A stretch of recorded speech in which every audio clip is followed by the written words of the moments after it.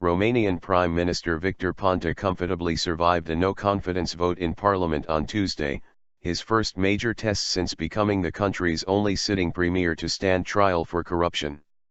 All three parties in Ponta's coalition abstained, leaving the main opposition Liberals, who had hoped to lure defectors from the ruling camp, well short of the 275 seats needed to topple the Prime Minister. 207 parliamentarians voted for the motion, with 8 opposing it. Ponta has repeatedly defied calls to resign and vowed to serve out his term, which expires at the end of 2016.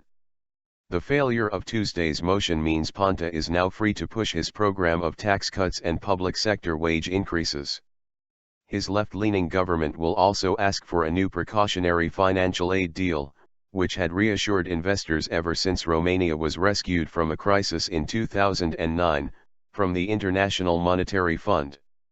The no-confidence vote took place just days after the most recent aid deal expired last weekend, and it is unclear whether the lenders will grant Romania a new credit line.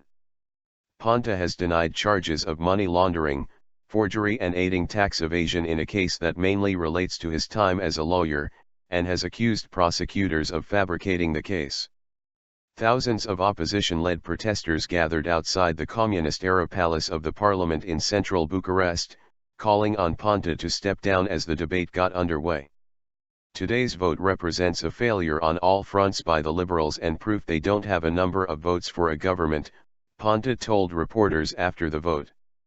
I will extract myself from all these political battles and I will be ready to use all my energy as Prime Minister together with the coalition partners. The Romanian leu trimmed its losses after the result of the vote, trading at 0.1% down against the euro at 11:10 GMT.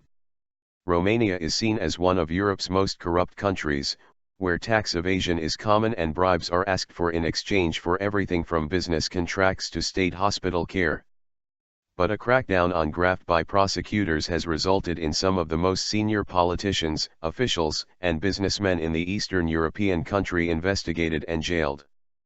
Ponta's former finance minister was arrested earlier this year, as was the head of a mid-sized political party, among many others.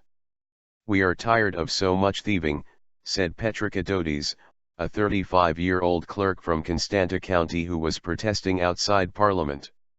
We are young, we want something better, instead all we hear about are thefts of millions of euros. Ponta's critics say his refusal to resign has tarnished Romania's image abroad. Ponta must leave. Romania is losing a lot as long as Ponta remains in his post. He lost all of his credibility, the opposition Liberal Party leader Alina Gorghiu told Parliament. Dear ruling coalition MPs, you hold on to Ponta like an old coat, you don't wear it anymore but you don't dare to throw it away yet. Ponta, 43, has weathered several political storms since coming to power in 2012, including allegations that he plagiarized an academic thesis and the conviction of the leader of his party in a vote-rigging scandal.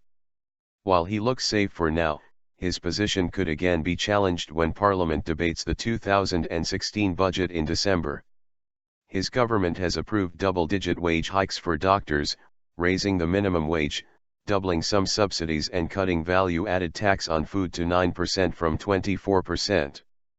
The IMF and the European Commission might be reluctant to grant Romania another aid deal if the government's finances are seen as shaky or if it moves too slowly on structural reforms. Speaking on the sidelines of the vote in Parliament, Finance Minister Eugen Teodorovici played down fears of a fiscal blowout and said the budget deficit for 2016 would not cross 3% even when planned public sector wage hikes are factored in.